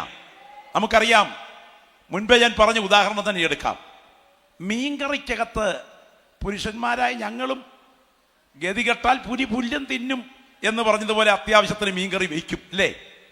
എന്തൊക്കെയുണ്ട് അതിനകത്ത് ഇൻഗ്രീഡിയൻസ് എന്നറിയാമോ? എന്തൊക്കെയുണ്ട് മീൻകറിക്കകത്ത്? നമ്മുടെ മധ്യ തിരുവിതാംകൂർ ഈ പരിസരങ്ങളിലൊക്കെയുള്ള മീൻകറിയുടെ ഇൻഗ്രീഡിയൻസ് എന്തൊക്കെയുണ്ട്? മുളക് പൊടിയുണ്ട്, ഇഞ്ചിയുണ്ട് ഇല്ലേ, സ്തോത്രം, വെളുത്തുള്ളിയുണ്ട്, ഒഴിവാക്കാനേ പറ്റില്ല. ഞാൻ ചോദിക്കട്ടെ, കുറച്ച് വെളുത്തുള്ളി വായിലിട്ട് പച്ചയ്ക്ക് ചവച്ചരച്ച് ആസ്വദിച്ച് കഴിക്കാവുന്നവരാരെങ്കിലും ഇതിനകത്തുണ്ടോ? കുറച്ച് മുളക് പൊടി അലുവ കഴിക്കുന്നത് പോലെ ഇടയ്ക്ക് വായിലിട്ട് ഞൊണഞ്ഞ് കഴിക്കാവുന്ന ആരെങ്കിലും ഉണ്ടോ? സ്തോത്രം. ഇതിനകത്ത് ചേരുവകൾ കൊടുത്തിരിക്കുന്നതൊന്നും തന്നെ അതിൽ രുചികരമല്ല. എന്നാൽ ഇത് അനുപാതത്തിൽ ഒരു പാത്രത്തിൽ യോജിച്ച് അതിനകത്ത് മീൻ കഷണവുമായി കൃത്യം അനുപാതത്തിലെ വെള്ളം കൂടെ ചേർന്ന് വെന്തിച്ചാറ് കുറുകി കഴിയുമ്പോൾ വായിൽ കപ്പലോടിക്കാം എന്ന് പറയുന്നത് പോലെ ഒരു പരിവർത്തനം അടുപ്പിനകത്ത് നടക്കുന്നത് പോലെ ഇന്ന് രാത്രി നീ കടന്നു പോകുന്ന ശോധനയ്ക്കകത്തേക്ക് എൻ്റെ ദൈവത്തിന്റെ പ്രോസസ്സിങ് അനുവദിച്ചു കഴിയുമ്പോൾ ഇത് തിന്മയാണെങ്കിലും എൻ്റെ ദൈവം ഒടുവിലത്തെ അധ്യായത്തിൽ അത് നന്മയാക്കി മാറ്റും എന്ന് ബോധ്യമുള്ള ദൈവമക്കൾ ഇരിക്കുന്ന ഇരിപ്പിൽ ശബ്ദം ഉയർത്തി പറയണം, എൻ്റെ ദൈവത്തിന്റെ അനാദി നിർണയം എൻ്റെ ജീവന്റെ പുറകിൽ ചലിക്കുന്നത് കൊണ്ട് ഈ രാത്രി ഇത് തിന്മയാണെങ്കിലും അവസാനത്തെ അധ്യായത്തിൽ എൻ്റെ ദൈവം നന്മയ്ക്കാക്കി മാറ്റാൻ തുടങ്ങുന്ന രാത്രിയാണ്. ദൈവശക്തി വ്യാപരിക്കുന്ന ഈ രാത്രി, മേഘം പോലെ ദൈവത്തിന്റെ തേജസ് ഈ ഓഡിറ്റോറിയത്തെ മൂടി നിൽക്കുന്ന രാത്രി, നിന്റെ ആത്മദർശനത്തെ ബന്ധിച്ച് നിന്നെ ദൈവം കൈവിട്ടെന്ന് പറയത്തക്ക വിധത്തിൽ നിന്റെ കുടുംബത്തിൽ വ്യാപരിക്കുന്നത് ശാപത്തിന്റെ കെട്ടുകളാണ് എന്ന് വരുത്തി തീർക്കത്തക്ക വിധത്തിൽ വാദിക്കുന്ന ആധിപത്യങ്ങളെ ഇന്ന് രാത്രി ആത്മാവിൽ മുറിച്ചു മാറ്റിയിട്ട് ഇരിക്കുന്ന ഈ ശബ്ദം ഉയർത്തി പറയണം, എൻ്റെ ദൈവം എനിക്ക് തിന്മയ്ക്കാക്കില്ല, ഒടുവിലത്തെ അധ്യായം വരുമ്പോൾ എൻ്റെ ദൈവം നന്മയ്ക്കാക്കി പരിണമിപ്പിക്കും. ഈ ബോധ്യമുള്ള ദൈവമക്കൾ എത്ര പേര് ഇവിടെയുണ്ട്? ഈ രാത്രി ഇരിക്കുന്ന ഇരിപ്പിൽ സ്തോത്രത്തോടെ പറയണം, എൻ്റെ ദൈവം ഇത് നന്മയ്ക്കാക്കി പരിണമിപ്പിക്കും. സ്തോത്രം. ഞാൻ ഈ രാത്രി പറയാം, ദാവീദിന്റെ കഷ്ടതയുടെ പുറകിൽ വ്യാപരിച്ച അനുഗ്രഹവും ശലോമോന്റെ സമൃദ്ധിയുടെ പുറകിൽ വ്യാപരിച്ച പൈശാചിക ചതിവുമുണ്ട്. അനുവദിച്ചിരിക്കുന്ന സമൃദ്ധിയുടെ പുറകിൽ പിശാചിന്റെ കണി സാത്താൻ ഒളിച്ചു വച്ചിരിക്കുമ്പോൾ എനിക്ക് അനുവദിച്ച പരിശോധനയുടെ പുറകിൽ ദൈവത്തിന്റെ പദ്ധതി ഒളിച്ചിരിക്കുന്നു എന്ന് ബോധ്യമുള്ള ദൈവമക്കൾ ഇന്ന് രാത്രി തല കുമ്പിട്ടിരുന്ന് നിരാശപ്പെട്ട് എഴുന്നേറ്റ് പോകേണ്ടവളല്ല. ഇരിക്കുന്ന ഇരിപ്പിൽ ആത്മാവിൽ പറയണം, ഞാൻ സഹിക്കുന്ന ഈ ശോധനയുടെ പുറകിൽ ഞാൻ സേവിക്കുന്ന ദൈവത്തിന്റെ കരം മറഞ്ഞിരിക്കുന്നു. ഇന്ന് എനിക്കത് തിന്മയാണെങ്കിലും എൻ്റെ ദൈവം ഒടുവിലത്തെ അധ്യായത്തിൽ വരുമ്പോൾ അത് നന്മയ്ക്കാക്കി പരിണമിപ്പിക്കാൻ തുടങ്ങുകയാണ്. ഈ വചനം ഇവിടെ പ്രസംഗിച്ചു കൊണ്ടിരിക്കുമ്പോൾ തന്നെ ചില വ്യക്തികൾക്ക് നേരെ ആത്മാവിൽ വിരൽ ചൂണ്ടി പരിശുദ്ധാത്മാവ് ചില ഹൃദയങ്ങളെ വിവേചിക്കുകയാണ്. ഈ യോഗത്തിന് വരാൻ കഥകടച്ച് വീട്ടിൽ നിന്ന് പുസ്തകവുമായി പുറത്തിറങ്ങിയപ്പോഴും നിന്റെ ഉള്ളിൽ കത്തുന്ന ചില ചോദ്യങ്ങൾ ചോദിച്ചിട്ടാണ് നീ ദൈവത്തെ സേവിക്കാൻ ഇറങ്ങി തിരിച്ചിരിക്കുന്നത്. എന്നാൽ ഒരു അസാധാരണ ദൈവ സാന്നിധ്യം നിന്റെ മേൽ മേഘം പോലെ ഇന്ന് രാത്രി മൂടുകയാണ്. ഹോരേബിൽ വെളിപ്പെട്ട ദൈവത്തിന്റെ തേജസ്, സീനായിൽ മൂടിയിറങ്ങിയ ദൈവത്തിന്റെ തേജസ് ആരാധിക്കുന്ന നിന്റെ ശരീരത്തിന്റെ സിരകളുടെ മേൽ പരിശുദ്ധാത്മ പകർന്നിട്ട് പറയുന്നു, ഇല്ല, സംഭവിക്കണമെന്ന് എന്റെ ദൈവം മുൻനിർണയിച്ചത് മാത്രമേ നിന്റെ ആയുസ്സിൽ സംഭവിക്കൂ. ഇതിന്റെ പുറകിൽ മനുഷ്യന്റെ കരമല്ല. Glory glory glory glory. സ്തോത്രം പറയാൻ എത്ര പ്രിയപ്പെട്ടവരുടെ നാവുകൾ ചലിക്കും. സ്തോത്രം പറയാൻ എത്ര ദൈവമക്കളുടെ നാവുകൾ ചലിക്കും. എൻ്റെ ദൈവം നിനക്ക് അനുവദിച്ചിരിക്കുന്ന ശോധനയുടെ പുറകിൽ ഒരു കരം ഉയർന്നു നിൽക്കുന്നത് ആത്മാവിൽ കാണുന്നുണ്ടെങ്കിൽ സ്തോത്രം പറഞ്ഞു ദൈവത്തെ ആരാധിക്കണം. നീ അനുഭവിക്കുന്ന ചില പരിശോധനകളുടെ മേൽ ഇന്ന് രാത്രി ഈ ഗ്രൗണ്ട് വിട്ട് നീ എഴുന്നേൽക്കുന്നതിന് മുൻപ് എൻ്റെ ദൈവത്തിന്റെ കരം ചലിക്കാൻ തുടങ്ങുകയാണ്. നിങ്ങൾക്കറിയാമോ, ഈ പുസ്തകത്തിനകത്ത് ഭക്തന്മാരുടെ ചരിത്രം നിങ്ങൾ എടുത്ത് പരിശോധിക്ക്. ഞാൻ നിങ്ങളോട് ചോദിക്കട്ടെ, വേദപുസ്തക ചരിത്രത്തിൽ ആദാം കഴിഞ്ഞാൽ ദൈവത്തെ നേരിട്ട് കാണാൻ ഭാഗ്യം കിട്ടിയ ഒരു മനുഷ്യനുണ്ടെങ്കിൽ അത് 40 വർഷം 30 ലക്ഷം ജനത്തിന് ട്രാൻസ്ഫർ ഇല്ലാത്ത പാസ്റ്ററായിരുന്ന മോശ ഉപദേശി മാത്രമാണ്. ദൈവത്തിന് സ്തോത്രം. ആദം കഴിഞ്ഞാൽ എന്ന് ഞാൻ പറഞ്ഞതിന്റെ കാരണം, മഹാദൈവത്തെ ആദമിനെ പോലെ കണ്ടവരാരുമില്ല. സർവശക്തൻ തൻ്റെ കരുത്തുറ്റ കരങ്കുലികളിൽ കരുതിക്കൂട്ടി കളിമണ്ണിൽ കൈക്രിയ നടത്തി ആദം എന്ന രൂപത്തെ ഉണ്ടാക്കിയപ്പോൾ മനുഷ്യ ജന്മമല്ലായിരുന്നു, അത് അസാധാരണമായ യൗവന ജന്മമായിരുന്നു.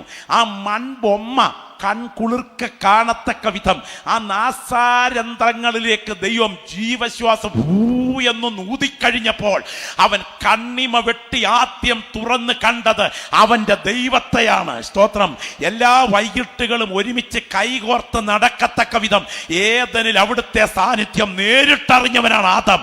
എന്നാൽ ആദം കഴിഞ്ഞാൽ എൻ്റെ ദൈവത്തിന്റെ അത്ഭുതങ്ങളെ നേരിട്ട് കാണുക മാത്രമല്ല, നിങ്ങൾക്കറിയാം 1.5 മൈൽ ആഴവും 2 മൈൽ വീതിയുമുള്ള അത് ചെങ്കടലിന്റെ മുൻപിൽ ഒരു കാട്ടുവടി നീട്ടിപ്പിടിച്ചിരിക്കുമ്പോൾ യോർദാൻ 2ആയി മുറിഞ്ഞു മാറത്തക്ക വിധം വ്യാപരിച്ച ദൈവശക്തി സാധാരണ ദൈവശക്തിയല്ല.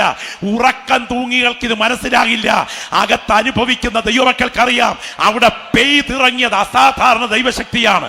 എതിരെ വിമർശനത്തിന് കരമുയർത്തിയ കോരഹ്, നാദാം, അബീരാം, ഓൻ എന്നിവരെ ഭൂമിയെ കൊണ്ട് വായ് പിളർത്തി വിഴുക്കിച്ച സമയം വ്യാപരിച്ച ദൈവശക്തി അസാധാരണമാണ്. കരങ്ങളൊന്ന് ഉയർത്തി കഴിഞ്ഞപ്പോൾ ദൈവശക്തി വ്യാപരിച്ചിറങ്ങിയിട്ട് യോശുവയുടെ കരത്തിന്റെ പുറകിൽ ശത്രുക്കളെ സംഹരിക്കാൻ ബലമുയർന്നത് അസാധാരണ ദൈവശക്തിയാണ്.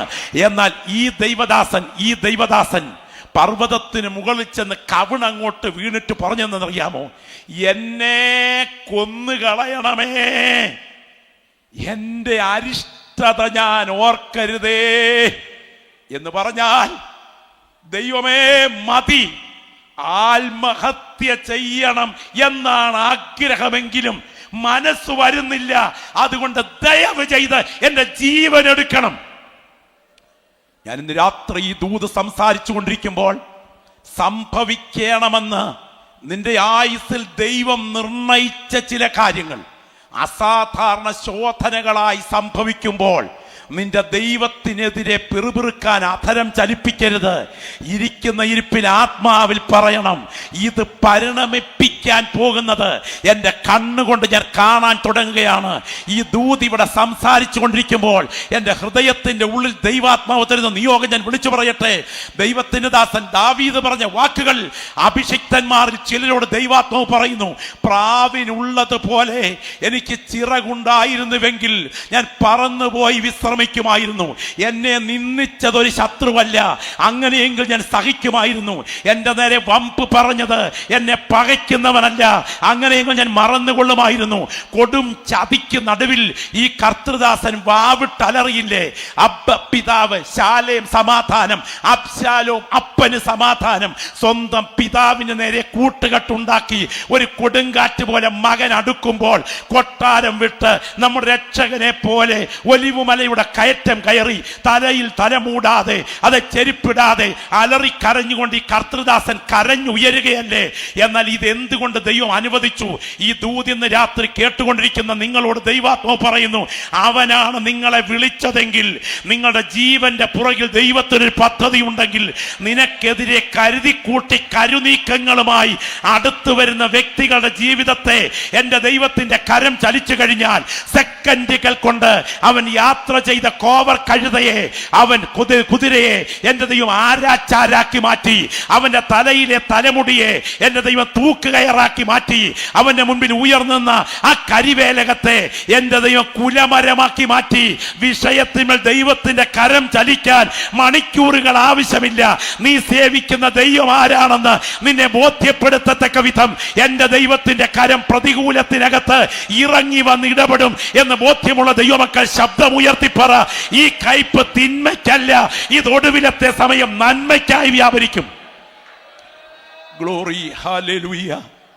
ഞാൻ ഇന്ന് രാത്രി ചോദിക്കട്ടെ, സാധാരണ നിലയിൽ ശവമടക്കിന് നടുവിൽ കൗമാരക്കാരായ കുഞ്ഞുങ്ങളുള്ള അല്ലെ കൊച്ചു കുഞ്ഞുങ്ങളുള്ള അമ്മമാരോട് ബന്ധപ്പെട്ടാണ് നടക്കുന്ന ശവമടക്കെങ്കിൽ, ആ ശവമടക്കിന് മുൻപിൽ കൊച്ചു കുഞ്ഞുങ്ങളുള്ള അമ്മമാരുടെ ഭർത്താക്കന്മാരാണ് മരിച്ചു കിടക്കുന്നതെങ്കിൽ ആ മരണസമയം അവസാനം ഒരു അലറിക്കരച്ചിലുണ്ട്. പലപ്പോഴും ഞാൻ ശ്രദ്ധിക്കാറുണ്ട് ആ അലറിക്കരച്ചിൽ. ആ അലറിക്കരച്ചിലിന് നടുവിൽ ആ യൗവനക്കാരായ അമ്മമാര് ഈ പെൺകുഞ്ഞുങ്ങളെ അല്ലെങ്കിൽ ആൺകുഞ്ഞുങ്ങളുടെ മുൻപിൽ കാട്ടുന്ന ചില വിക്രിയകളുണ്ട്. നമ്മളത് സ്ഥിരം കണ്ടിട്ടുള്ളതാ. എന്നാൽ ചില ശവസംസ്കാര സന്ദർഭങ്ങളിൽ വിങ്ങിപ്പൊട്ടിപ്പോകും മനസ്സുകൊണ്ട്. കാരണം എന്നറിയാമോ, ഈ അമ്മമാര് ഒക്കത്തിരിക്കുന്ന ആൺകുഞ്ഞുങ്ങളെ കെട്ടിപ്പിടിച്ച് കരയുന്ന ഒരു രംഗമുണ്ട്. മുഖം മൂടാൻ പറയുമ്പോൾ ബന്ധപ്പെട്ടവരാരെങ്കിലും മുഖം മൂടും. മൂടുന്ന സമയത്ത് അലറിക്കരയുന്ന അമ്മമാർ ഈ ആൺകുഞ്ഞുങ്ങളെ കെട്ടിപ്പിടിച്ച് സമനില തെറ്റി അലറും. സ്തോത്രം. ഞാൻ കണ്ടിട്ടുള്ള, കഴിഞ്ഞ ദിവസവും കണ്ടൊരു സംഭവം ഞാൻ പറയട്ടെ. എന്തിനാ അമ്മമാർ ഈ ആൺകുഞ്ഞുങ്ങളെ കെട്ടിപ്പിടിച്ച് അലറുന്നറിയാമോ? ആ അമ്മ പറയാ, മോനെ, എൻ്റെ ഭർത്താവ് പോയി, മക്കളെ ഞാൻ വിധവയാണ്, സഹിക്കാൻ വയ്യ. എന്നാൽ ഞാൻ അനാഥയല്ല, എന്നെ നോക്കാൻ കാലത്തിൻ്റെ ചക്രത്തിരിവിൽ നീയുണ്ട് എന്നാണ് അതിൻ്റെ അർത്ഥം. എന്നാൽ ഞാൻ നിങ്ങളെ ഒരു വീട്ടിലേക്ക് കൊണ്ടുപോകാം. മക്കൾ, ഭർത്താവ് ഈ ബന്ധങ്ങളിൽ ശ്രദ്ധിച്ചാൽ, ഭർത്താവിൻ്റെ ഡെഡ് ബോഡി പുറത്തു പോയപ്പോൾ വിചാരിച്ചു എൻ്റെ ആൺമക്കൾ ഉണ്ടല്ലോ തുണയായിട്ട്.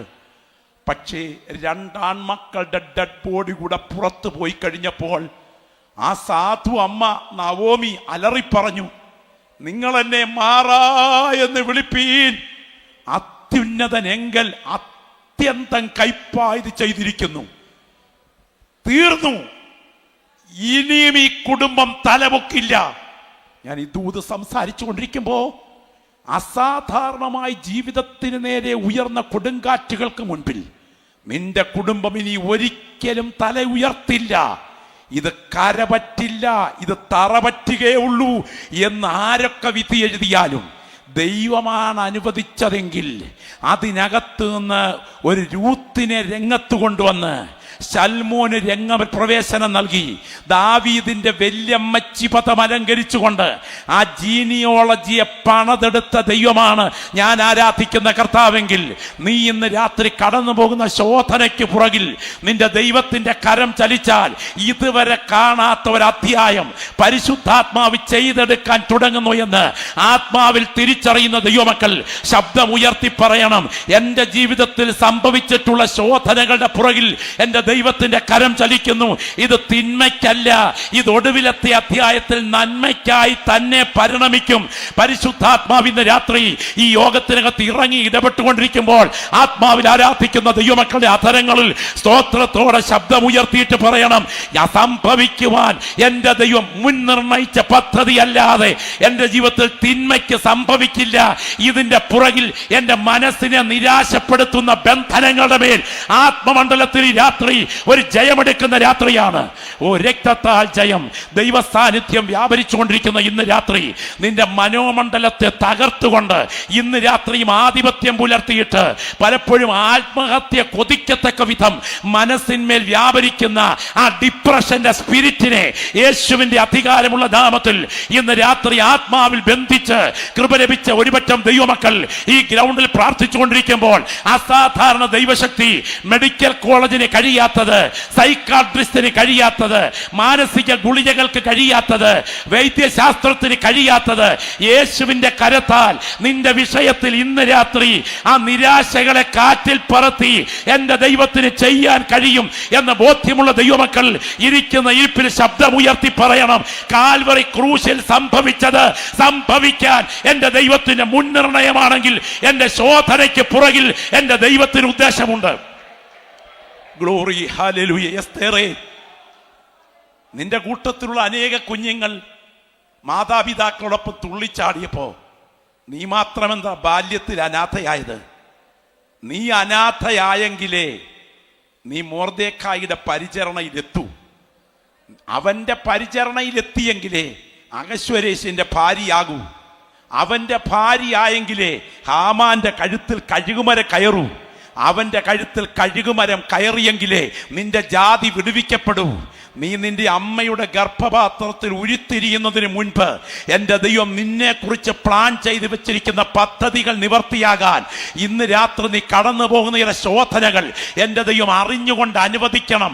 അതിന് നടുവിൽ ഈ രാത്രി ഇരിക്കുന്ന ഇരിപ്പിൽ ഉറപ്പോടെ പറയണം, ഇല്ല, ഞാൻ ചൂരച്ചെടി തണൽ തേടി മരണം കൊതിക്കില്ല. അസാധാരണ ധൈര്യത്തോടെ വിളിച്ചു പറയും, ഈ ശോധന സാധാരണ ശോധനയല്ല, സംഭവിക്കണമെന്ന് എൻ്റെ ദൈവം നിർണയിച്ചതാണെങ്കിൽ ഇതിൽ നിന്ന് കരുത്തോടെ പുറത്തു വരാൻ ഒരു പ്രത്യേക ബലം എന്റെ മേലിന്റെ ദൈവം ഇന്ന് രാത്രി പകരുന്ന രാത്രിയാണ്. അത് തിരിച്ചറിയുന്ന ദൈവമക്കൾ എത്ര പേര് ഇവിടെയുണ്ട്?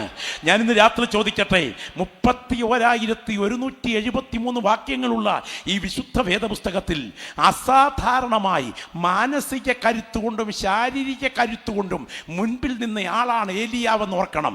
ഏലിയാവിന്റെ കരുത്തിനെ കുറിച്ച് ഞാൻ വിശകലനം ചെയ്യുന്നില്ല. എന്നാൽ ഓർക്കണം, മനോബലം എങ്ങനെയുണ്ടായിരുന്നു? വേട്ടപ്പട്ടികൾ പോലെ കാവൽ നിൽക്കുന്ന കരിമ്പൂച്ചകളെ ഭയപ്പെടാതെ ഒരു കൊടുങ്കാറ്റ് പോലെ രാജകൊട്ടാരത്തിലേക്ക് ചെന്ന് അവന്റെ മുഖത്ത് ചൂണ്ടിയിട്ട്, ഞാൻ പറഞ്ഞല്ലാതെ ഈ ആണ്ടിൽ മഞ്ഞും മഴയും ഉണ്ടാകയില്ല എന്ന് പറയണമെങ്കിൽ സാധാരണ കരുത്തല്ല, അസാധാരണ മനോബലമാണ്. മനസ്സിന്റെ ബലം ചോർന്നാൽ പിന്നെ മറ്റെല്ലാം തകിടം മറിയും. ഈ കഴിഞ്ഞ ദിവസം ഒരു പ്രിയപ്പെട്ടവനെ കുറിച്ച് അറിഞ്ഞത്, ഈ കാലഘട്ടത്തിൽ അത് വർദ്ധിച്ചു വരികയാണ്. ദൈവത്തിന് സ്തോത്രം. രാവിലെ സമയം താൻ ജോലിക്ക് പോകുന്നതിന് ഷെയ്വ് ചെയ്തുകൊണ്ടിരിക്കുക. അറിയാതെ ബ്ലേഡ് കയറി ഒരു കാരയിൽ ഉടക്കി ഇച്ചിരി ചോര വന്നു. ഓടിച്ചെന്ന് ഭാര്യയോട് പറഞ്ഞു, ഡീ ചോര. സ്തോത്രം. ഈ സമയത്ത് ആശ്വസിപ്പിക്കുന്ന ശൈലിയിൽ പ്രതികരിക്കുമെന്നാണ് വിചാരിച്ചത്. പക്ഷേ 8:30 ബസ് വരുന്നത് കൊണ്ട് സ്കൂൾ കുട്ടികളെ 2 എണ്ണത്തെ ഒരുക്കി വിടാൻ ആ അമ്മ അടുക്കളയിൽ മല്ലയുദ്ധം നടത്തിക്കൊണ്ടിരിക്കുകയായിരുന്നു.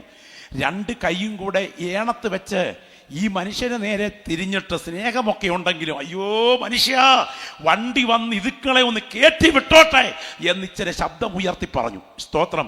എന്തായാലും വന്നില്ല. വണ്ടി വന്നു. സ്കൂൾ കുഞ്ഞുങ്ങളെ 2 പേരെയും പൊതിച്ചോറുമെല്ലാം കൊടുത്ത് കയറ്റി വിട്ടു. വിട്ട് കഴിഞ്ഞ് അച്ചായ അച്ചായ അച്ചായ എന്ന് പറഞ്ഞ് ചെന്നപ്പോൾ അനക്കമില്ല. കതകിനൊന്ന് പുറത്തുനിന്ന് കൊട്ടി, അനക്കമില്ല. പെട്ടെന്ന് പുറകിലത്തെ വാതിലിന്റെ ഭാഗത്തൂടെ ഇറങ്ങിയിട്ട് ജനാലയിൽ കർട്ടനൊന്ന് മാറ്റി നോക്കിയപ്പോൾ ഞെട്ടിപ്പോയി. എന്തെന്നറിയാമോ? ഫാനയിൽ കായ്ച്ച് കിടപ്പുണ്ട്. ദൈവത്തിന് സ്തോത്രം. ഇത്രയേ ഉള്ളൂ. കാരേൽ കയറി ബ്ലേഡ് ഉടക്കിയപ്പോൾ കരഞ്ഞോണ്ട് അല്ലെങ്കിൽ ബഹളം വെച്ച് ചെന്നപ്പം സാരമില്ല എന്ന് പറഞ്ഞൊന്ന് തലോടിക്കൊടുത്തില്ല. മനസ്സിന്റെ കരുത്ത് ചോർന്നാൽ പലരും മരണം കൊതിക്കും. അത് നമ്മൾ കാണുമ്പോൾ പോഷത്വമാണെന്ന് തോന്നും. എന്നാൽ ഇന്ന് രാത്രി ഓർക്കണം, ഏലിയാവിനെ നോക്ക്. അദ്ദേഹത്തെ പോലെ കരുത്തൻ ആരുണ്ട്? ഞാൻ ചോദിക്കട്ടെ, ദൈവത്തിന് സ്തോത്രം. മഴ വരുന്നു, പൊയ്ക്കൊള്ളുക എന്ന് ആഹാബിനോട് പറയുന്ന ഈ ദൈവവൃത്യൻ ഒരു മാരത്തേൺ ഓട്ടം തന്നെ സമ്മാനിച്ചുകൊണ്ട്, ദൈവത്തിന് സ്തോത്രം, ഈജിപ്ഷ്യൻ പെൺകുതിരകളുടെ മുൻപിൽ പായാൻ ഏലിയാവിന്റെ മേൽ വ്യാപരിച്ച ശാരീരിക കരുത്തിന്റെ തുടക്കം എവിടെയാണ്? ഞാൻ ഇന്ന് രാത്രി നിങ്ങളോട് ഒരു കാര്യം ചോദിക്കട്ടെ. സ്തോത്രം. യാഗപീഠത്തിൽ പ്രാർത്ഥിച്ചങ്ങോട്ട് തീയിറക്കി കഴിഞ്ഞപ്പോൾ ബാലിന്റെയും അശേരയുടെയും അതേ ആ മന്ത്രവാദികളായ അവരുടെ മൂർത്തിഭാവങ്ങളെ ആരാധിക്കുന്നവരെ ഒരെണ്ണത്തെ വിടരുത് എന്ന് പറഞ്ഞ് കർമ്മശക്തിയോടുകൂടെ വാൾ ഊരി ഒരു യുദ്ധവീരനായി മാറി അവരെ മുഴുവൻ വെട്ടി നുറുക്കിയ ഈ യുദ്ധവീരൻ അടുത്ത മിനിറ്റിൽ എവിടെയാ കിടക്കുന്നത്? ചൂരച്ചെടി തണലിൽ മരണം കൊതിക്കുകയാണ്. ഏലിയാവേ, നീ ഒന്ന് കണ്ണുയർത്തി നോയിക്കേ നിന്നെക്കുറിച്ചുള്ള ദൈവത്തിന്റെ പദ്ധതി. ഞാൻ ഇന്ന് രാത്രി ഈ ദൂത് സംസാരിച്ചു കൊണ്ടിരിക്കുമ്പോൾ ചില വ്യക്തികൾക്ക് നേരെ വിരൽ ചൂണ്ടിക്കൊണ്ട് ദൈവാത്മാവ് പറയുന്നു, അസാധാരണമായി മനസ്സിൽ ആധിപത്യം പുലർത്തുന്ന ചില നിരാശയുടെ കടുങ്കട്ടുകൾ, പലപ്പോഴും മരണം പോലും കൊതിച്ചിട്ട് എൻ്റെ അധ്യായത്തിന് ഒരു ഫുൾ സ്റ്റോപ്പ് തന്നിരുന്നെങ്കിൽ എന്ന് പറയുന്ന ഒരു വ്യക്തി ഇതിനകത്തുണ്ടെങ്കിൽ നിനക്ക് നേരെ വിരൽ ചൂണ്ടിക്കൊണ്ട് പരിശുദ്ധാത്മാവ് പറയുന്നു, ഒരു സാധാരണ വിളിയല്ല നിന്റെ മേൽ വ്യാപരിക്കുന്നത്, ഒരു അസാധാരണ വിളി നിന്റെ ജീവന്റെ പുറകിൽ ചലിക്കുന്നു. ഇവിടെ നീ തല താഴ്ത്തരുത്. നിന്നെ കുറിച്ചുള്ള ദൈവത്തിന്റെ പദ്ധതികൾ പൂർണ്ണമാകുന്നത് വരെ ആ കരം ജീവന്റെ പുറകിൽ ഉയർന്നിരിക്കും. എന്തായിരിക്കും ഏലിയാവിനെ കുറിച്ചുള്ള ദൈവത്തിന്റെ നിത്യതയുടെ പ്ലാൻ? ദൈവത്തിന് സ്തോത്രം. തിസ്ബിയയിലെ മലം ചരിവുകളിൽ പ്രാർത്ഥനാ നിരതനാകുന്ന ഏലിയാവ്, രാജകൊട്ടാരത്തിൽ മഹാരാജാവിന് നേരെ ദൂതറിയിക്കുന്ന ഏലിയാവ്, കെരീത്തിൽ കാക്കച്ചുണ്ടിൽ നിന്നും അനുഭവിക്കത്തക്ക വിധം ദൈവത്തിന്റെ കരങ്ങളാൽ അനുഗ്രഹീതനായ ഏലിയാവ്, അവസാനം രാജാക്കന്മാരെ അഭിഷേകം ചെയ്യുന്ന ഏലിയാവ്, അവസാനം അഗ്നി അശ്വരഥങ്ങൾ മുകളിൽ നിന്ന് താഴേക്കിറങ്ങി വരുമ്പോൾ അക്ഷരാർത്ഥത്തിൽ ഏലിശ നോക്കി നിൽക്കെ അതിൽ കയറിയിരുന്ന പറുദീസയിലേക്ക് പറന്നു കയറുന്ന ഏലിയാവ്. കോടിക്കണക്കിന് വിശുദ്ധന്മാർ ഭൂമിയിൽ ദൈവത്തെ മഹത്വപ്പെടുത്തുമ്പോൾ മനുഷ്യ മാംസത്തിൽ പറുദീസയിൽ കഴിയുന്ന ഏലിയാവ്, മർയൂപ മലയിൽ യേശു വെളിപ്പെട്ടു വരുമ്പോൾ അവന്റെ മുൻപിൽ ഞാൻ നിങ്ങളെ കാണുന്നത് പോലെ, നിങ്ങൾ എന്നെ കാണുന്നത് പോലെ പച്ച കണ്ണുകൾ കൊണ്ട് കാണത്തക്ക വിധം ഈ ഭൂമിയിൽ ഇറങ്ങി വന്ന് ദൈവപുത്രനോട് സംസാരിച്ച് ബലപ്പെടുത്തേണ്ട ഏലിയാവ്, വീണ്ടും പറുദീസയിലേക്ക് പോകേണ്ട ഏലിയാവ്, എതിർ ക്രിസ്തുവിന്റെ ഭീകര പീഡയുടെ ചോരച്ചെളിയിൽ ഒരു തലമുറ വിവരണമാകുമ്പോൾ സകല വെബ്സൈറ്റുകളും നോക്കി നിൽക്കേ, അതെ, എതിർ ക്രിസ്തുവിന്റെ കയ്യാൽ കൊല്ലപ്പെട്ടിട്ടും പലസ്തീന്റെ തെരുവിൽ നിന്ന് കാലൂന്ന് എഴുന്നേറ്റ് പറുദീസയിലേക്ക് തിരികെ പോകേണ്ട ഏലിയാവ്, യുഗങ്ങളുടെ ശുശ്രൂഷ ചെയ്യാൻ വിളിക്കപ്പെട്ട നീയാണോ നാളെ പട്ടി തിന്ന് തീർക്കേണ്ട ഒരുത്തിയുടെ ഭീഷണിക്ക് മുൻപിൽ മരണം കൊതിക്കുന്നത്? ഇന്ന് രാത്രി ദൈവാത്മാവ് പറയുന്നു, നിന്റെ ജീവന്റെ പുറകിൽ വ്യാപരിക്കുന്ന വിളി ഇന്ന് രാത്രി നീ തിരിച്ചറിഞ്ഞെങ്കിൽ നീ തലകുനിച്ചിരിക്കില്ല. ഇരിക്കുന്ന ഇരിപ്പിൽ ശബ്ദമുയർത്തി പറയും, എൻ്റെ ജീവന്റെ പുറകിൽ ലോകത്തിൽ ആർക്കുള്ളതിനേക്കാൾ ഞാൻ സേവിക്കുന്ന ദൈവത്തിന് പദ്ധതിയുണ്ട്. കരങ്ങളൊന്ന് ഉയർത്തിപ്പിടിച്ച് പ്രാർത്ഥിക്കാൻ കഴിയുമോ?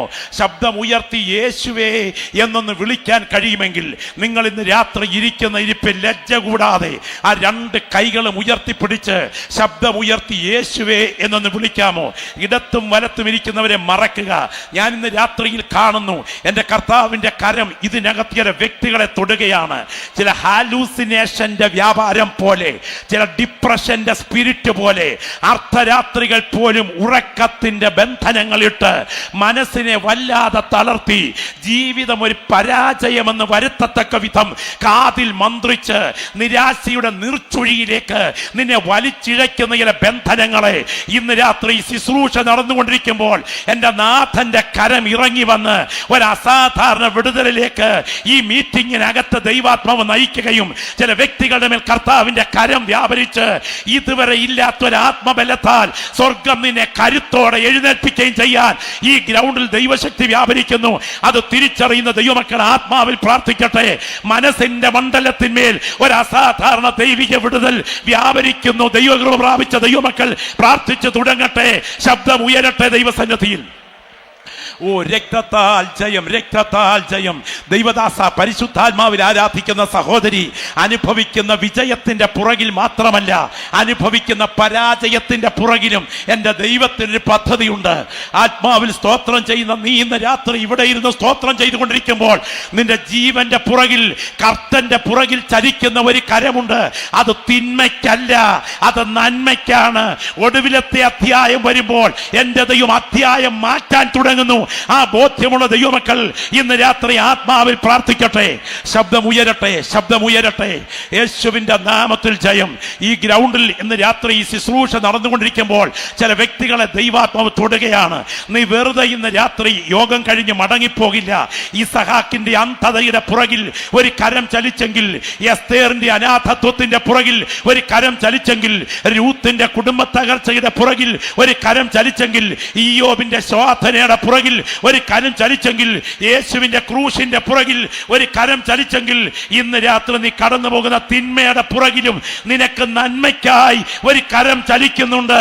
ഇന്നത് തിന്മയാണെങ്കിലും ഒടുവിലത്തെ അധ്യായം വരുമ്പോൾ നീ വിളിച്ചു പറയും, സംഭവിക്കണമെന്ന് എന്റെ ദൈവത്തിന്റെ കൈയും അവിടുത്തെ ആലോചനയും മുൻനിർണയിച്ചതാണിത്.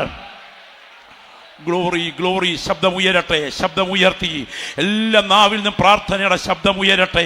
പരിശുദ്ധാത്മാവ് ഇന്ന് രാത്രി നിങ്ങളോട് ഇടപെടുന്ന ദൈവാലോചനയ്ക്ക് മുൻപിൽ ആ കരങ്ങളൊന്ന് ഉയർത്തിപ്പിടിച്ച്, എൻ്റെ ശരീരത്തിന്മേൽ ഞാൻ അനുഭവിക്കുന്ന ബലഹീനതയുടെ മേൽ എൻ്റെ നാഥൻ്റെ കരം ഉയരണമേ എന്ന് ആത്മാവിൽ പ്രാർത്ഥിക്കുന്നെങ്കിൽ ആ രണ്ട് കൈകളും ഉയർത്തിപ്പിടിച്ച് ശബ്ദമുയർത്തി പ്രാർത്ഥിച്ചു തുടങ്ങുന്ന രാത്രിയാകട്ടെ. രക്തത്തിൻ്റെ ശക്തി ഇവിടെ ബലത്തോടെ വ്യാപരിക്കുകയാണ്. രക്തത്താൽ ജയം, രക്തത്താൽ ജയം. ഞാൻ ഇന്ന് രാത്രി പറയട്ടെ, എന്താണ് ഈ അഭിഷിക്തന്മാർ വിളിച്ചു പറഞ്ഞത്? യെരുശലേമിൽ സംഭവിച്ചത് ആക്സിഡന്റ് അല്ല. എൻ്റെ കർത്താവിൻ്റെ ക്രൂശു മരണത്തിന്റെ പുറകിൽ ഉയർന്നത് മനുഷ്യന്റെ കരമല്ല. ക്രൂശിന്റെ ഭാരത്താൽ സന്ധിബന്ധങ്ങൾ തകർന്ന്, കൊടും ചൂടിനാൽ ശരീരം ചുട്ടരിഞ്ഞ്, ദാഹത്താൽ സർവാംഗവും തളർന്ന്, അർത്ഥപ്രാണനായി അർത്ഥനഗ്നനായി കാൽവറി ക്രൂശിലേക്ക് എൻ്റെ നാഥൻ ഭാരമേറിയ മരക്കുരിശും എടുത്ത് വീണും എഴുന്നേറ്റും നടന്നു നീങ്ങുമ്പോൾ, ഗോൽഗോത്തയുടെ ഉച്ചിയിൽ കാൽവറിയിൽ ആ ക്രാനിയോനിൽ എത്തിക്കഴിഞ്ഞ ക്രൂശീകരണ രംഗത്ത് മലർത്തിയിട്ട ക്രൂശിന്റെ പുറത്തേക്ക് കൈകാലുകൾ ഷൂസിട്ട കാലുകൊണ്ട് ചവിട്ടിപ്പിടിച്ച് റോമൻ പടയാളികൾ ആണി അടിച്ചിറക്കുമ്പോൾ, സന്ധിബന്ധങ്ങളെ ഭേദിച്ച് ആണി ശരീരത്തിൽ തുളഞ്ഞിറങ്ങുന്ന സമയം, എൻ്റെ ഇഷ്ടമല്ല നിന്റെ ഇഷ്ടം തന്നെ നടക്കട്ടെ എന്ന് പറഞ്ഞ് ഏൽപ്പിച്ചു കൊടുത്ത ദൈവപുത്രൻ പ്രാണവേദന അനുഭവിക്കുമ്പോൾ ആ ക്രൂശ് ഉയർത്തി ആ പാറ ഇടുക്കിൽ ഇടിച്ചിരുത്തിയപ്പോൾ ഞാൻ വെള്ളം പോലെ തൂവിപ്പോകുന്നു. എൻ്റെ അസ്ഥികളെല്ലാം ബന്ധം വിട്ടിരിക്കുന്നു, അവയെല്ലാം എനിക്ക് എണ്ണാം എന്ന് പറയുന്ന പ്രവാചക ശബ്ദം പോലെ കാൽവറി ക്രൂശിൽ എൻ്റെ നാഥൻ പിടഞ്ഞു മരിക്കുമ്പോൾ ആ മരണം പൈശാചിക ശക്തികളുടെ വിജയമല്ല, എൻ്റെ ദൈവത്തിന്റെ നിർണയത്തിന്റെ നിവർത്തിയാണെങ്കിൽ ഇന്ന് രാത്രി ഈ ദൂത് കേട്ടുകൊണ്ടിരിക്കുന്ന നിന്റെ കുടുംബത്തെ അടക്കി വാഴുന്ന പൈശാചിക ബന്ധനങ്ങളെ വെട്ടിമാറ്റിയിട്ട് നിന്റെ നിത്യതയിലേക്കുള്ള പാതൽ തുറക്കത്തക്ക വിധം ആ ക്രൂശ് മരണത്തിന്റെ പുറകിൽ നിനക്കായി വ്യാപരിച്ച ദൈവശക്തി ഈ രാത്രി ബലത്തോടെ അനുഭവിക്കുന്ന ദൈവമക്കൾ ശബ്ദമുയർത്തി പറയണം, എൻ്റെ ശോധനയുടെ പുറകിൽ എൻ്റെ ദൈവത്തിൻ്റെ കരം ചലിക്കുന്നു. ഞാൻ ഇങ്ങനെ ഇത് അവസാനിപ്പിക്കാൻ ആഗ്രഹിക്കുന്നു. അതിഭീകര ശോധനയ്ക്ക് നടുവിൽ ആ ഭക്തന്മാർ പ്രാർത്ഥിക്കുകയാണ്, സംഭവിക്കണമെന്ന് നിന്റെ കൈയും നിന്റെ ദിവ്യാലോചനയും മുൻനിർണയിച്ചതാണ് സംഭവിച്ചിരിക്കുന്നത്. ഞാൻ ഈ ദൂത് സംസാരിക്കുമ്പോൾ ഒരു മിനിറ്റ് ഒന്ന് കണ്ണ് തുറക്കണേ. ദൈവത്തിന് സ്തോത്രം. കണ്ണ് തുറന്ന് കേൾക്കണം. ഗായക സംഘം സ്റ്റേജിലേക്ക് പ്ലീസ് ഒന്ന് വരണം. ദൈവത്തിന് സ്തോത്രം.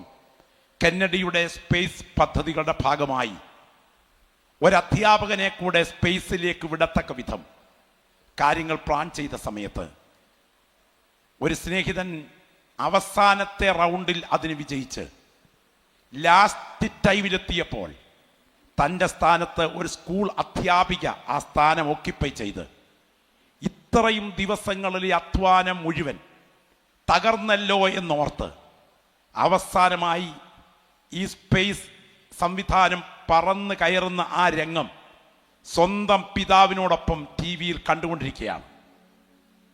ടി വിയിൽ അമേരിക്കയിലെ ആ സ്പേസ് ആ പ്രത്യേക ലോഞ്ചിങ് പാട്ടിൽ നിന്നും ആ വിമാനം ആ പ്രത്യേക ബഹിരാകാശ പേടകം കത്തി ഉയരുന്നത് കാണുമ്പോൾ താൻ അധ്വാനിച്ചും ആഗ്രഹിച്ചും പരിശ്രമിച്ചും അവസാന റൗണ്ടിലെത്തിയിട്ട് തള്ളപ്പെട്ടല്ലോ എന്നോർത്ത് വിങ്ങിക്കരഞ്ഞുകൊണ്ട് അപ്പൻ്റെ അടുക്കലിരുന്ന് ഈ സ്ക്രീനിൽ ഇത് കണ്ടുകൊണ്ടിരിക്കുമ്പോൾ പെട്ടെന്ന് കാണുന്ന ഒരു കാഴ്ച, ഒരു പൂത്തിരി കത്തുന്നത് പോലെ മുകളിലോട്ട് ഉയർന്ന ഈ പേടകം പൊട്ടിത്തെറിച്ച് താഴേക്ക് ചിതറി വീഴുന്ന സമയം ആ അപ്പൻ അടുത്തിരുന്ന് ഈ മകന്റെ തോളിൽ കൈവച്ചുകൊണ്ട് പറഞ്ഞൊരു വാക്കുണ്ട്. അതോടെ ഞാൻ അവസാനിപ്പിക്കുന്നു. മോനെ, വിജയത്തിന്റെ പുറകിൽ മാത്രമല്ല, നീ അനുഭവിച്ച അവഗണനയുടെയും പരാജയത്തിന്റെയും പുറകിലും നിന്റെ ദൈവത്തിനൊരു പദ്ധതിയുണ്ട്.